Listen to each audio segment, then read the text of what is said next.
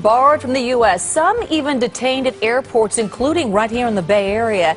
Now protests, outrage, and backlash from President Trump's refugee ban. And good evening to you. I'm Juliette Goodrich. And I'm Brian Hackney. Along with anger, there's also a lot of confusion and worry over the ban this evening. Not long ago, Mr. Trump signed 3 new executive orders. None of them as contentious as the order that went into effect yesterday. Despite the aftermath, the mounting legal challenges, the president says everything is going smoothly. Hold it now. There's no Muslim ban. There's no Muslim ban. There is no Islamic ban. There is no ban based on religion. And you know that.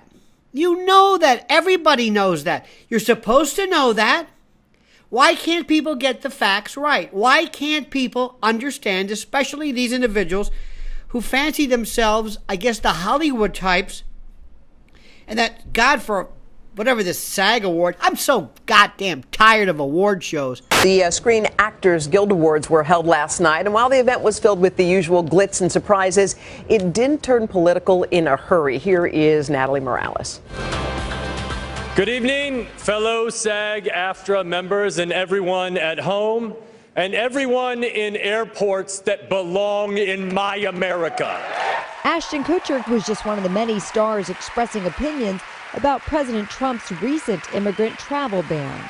Julia Louis-Dreyfus. Veep star Julia Louis-Dreyfus picked up Best Female Actor in a Comedy Series, but her acceptance speech turned serious when she addressed the controversial ban. My father fled religious persecution in Nazi-occupied France, and this immigrant ban is a blemish and it is un-American. It's difficult to celebrate the already celebrated Stranger Things, but this award from you, who take your craft seriously and earnestly believe, like me, that great acting can change the world, is a call to arms from our fellow craftsmen and women to go deeper, and through our art to battle against fear, self-centeredness, and exclusivity of our predominantly narcissistic culture, and through our craft to cultivate a more empathetic and understanding society by revealing intimate truths that serve as a forceful reminder to folks that when they feel broken and afraid and tired, they are not alone. We are united in that we are all human beings and we are all together on this horrible, painful, joyous, exciting, and mysterious ride that is being alive.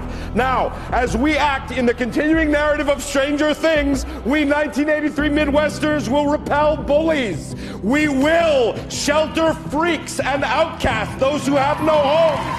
We will get past the lies.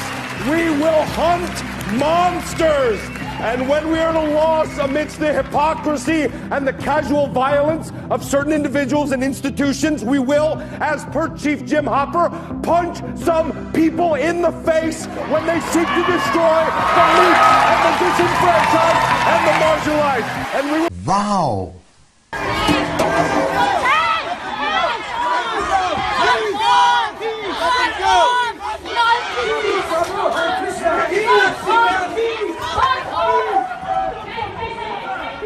Holy shit! Holy shit! Holy shit! Holy shit! That's how you talk to him! That's right! That's right! Bring it up! Peace! Peace!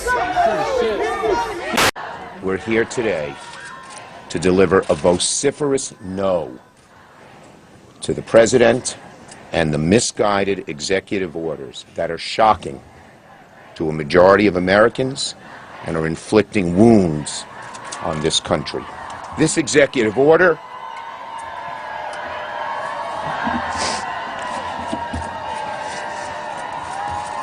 was mean-spirited and un-American.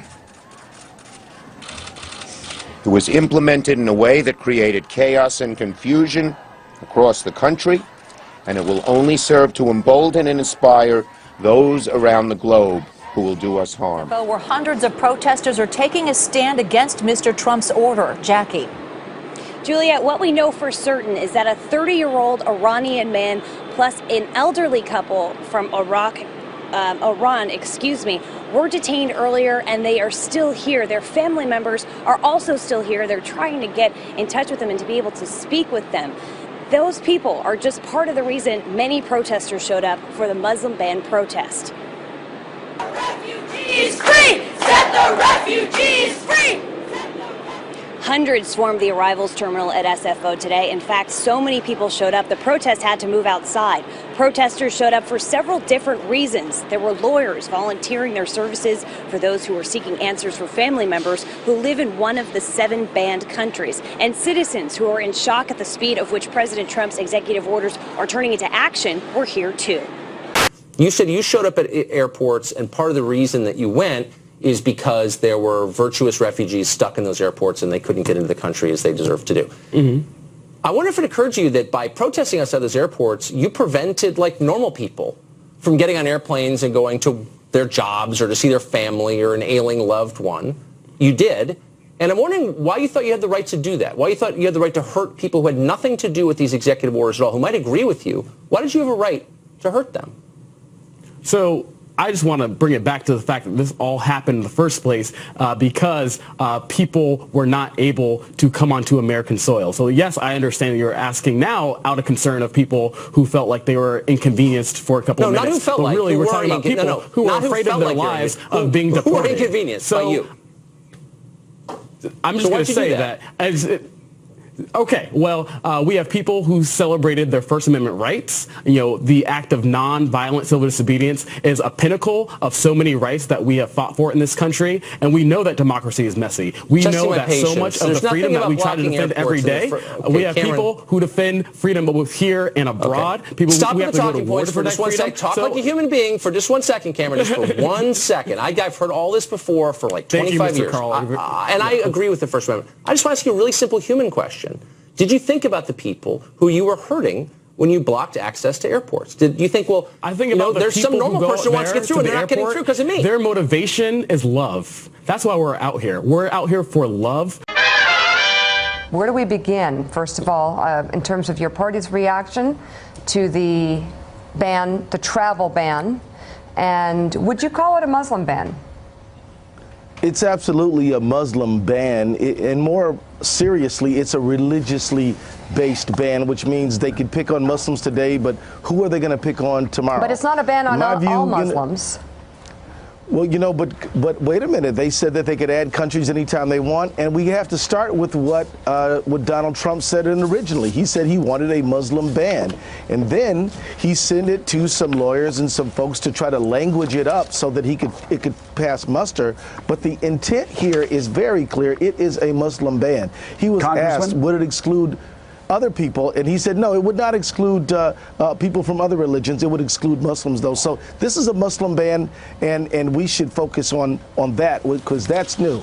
Our country doesn't do that. There were I think over 40 Muslim majority countries not on that list, and also. But what the congressman is saying is he thinks because they're open to maybe adding more that makes it a Muslim ban. Reince Priebus said that they are getting to the other ones. He said that yesterday. Okay. Congressman, also, actually, the list of 7 countries that were selected actually came guidance from the Obama administration. None of the countries were actually listed on this order. They were taken from the countries selected in 2015 and 16 from the Obama administration, correct? Hold it now.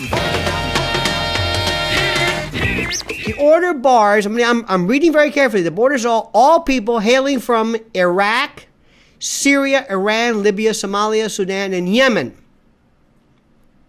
Those countries. They didn't say those Muslims from those countries or Muslims. No, it never came up. It's those countries. Why? Do I have to tell you why?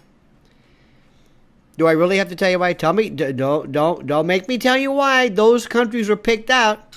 Well, guess what happened? The countries were named in a 2016 law concerning, quote, immigration visas as, quote, countries of concern during Obama. Does that mean anything to you? Does it? I'm not going to be one of these people who says, well, Obama did it. Obama did it. Look, if it's wrong, it's wrong. But the point is, where the hell was Julia Louis Dreyfus or who was the one? What's her name? Who was the honey? Who was the Ashton Kutcher? Ashton Kutcher. No, but the klepto. What was her name? The klepto. Winona Ryder. Winona Ryder.